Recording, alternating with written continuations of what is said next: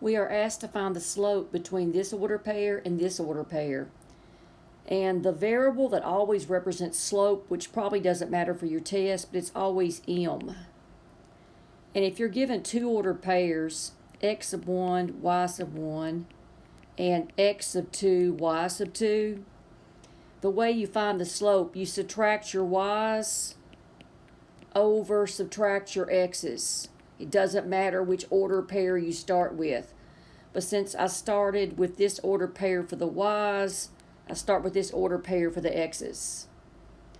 So let's find the slope of our two order pairs. I'm going to start here.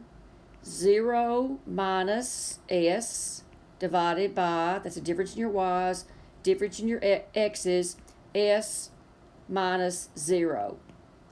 And that's negative s over s, which is negative 1. So that's your answer.